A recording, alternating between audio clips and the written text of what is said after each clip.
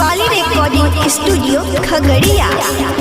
नहीं धरती पलटाव हो भगवान धरती पयाव नहीं धरती पलटाव। हाँ धान खेत में है बोरा बिछल कही कह दिल कही अमिया।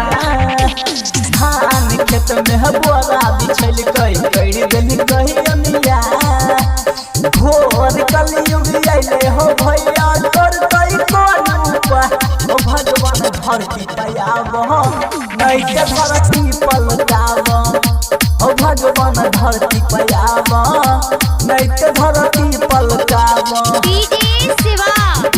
नहीं धरती पलटाव ओ भगवान धरती पयाव नहीं धरती चुपके मिलैले छौरी जाई रहै खेत में महीने पर हजल गई छोड़ के रही गेलै खेत में रही गेलै खेत में चुपके मिलैले छौरी जाई रहै खेत में महीने पर हजल गई छोड़ के रही गेलै खेत में।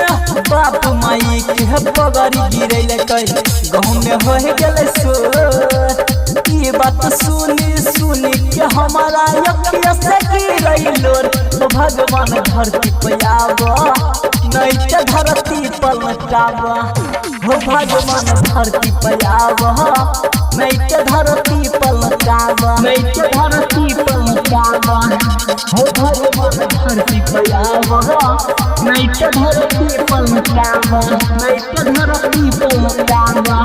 आहा राइटर से शरण कहै छ समझाई के परम ददी हाथे सुनब छगाई गाई के निरंजन निराला कहै छ समझाई के परम ददी हाथे सुनब छगाई गाई के। सृष्टि बचाव जल्दी आब होइ छै अत्याचार छौरा छौरी बात सुनी के बुझै छै बकवास ओ भगवान धरती पयाव नहीं धरती पलटाव हो भगवान धरती पयाव नहीं धरती पलटाव। Shivali recording studio Khagaria.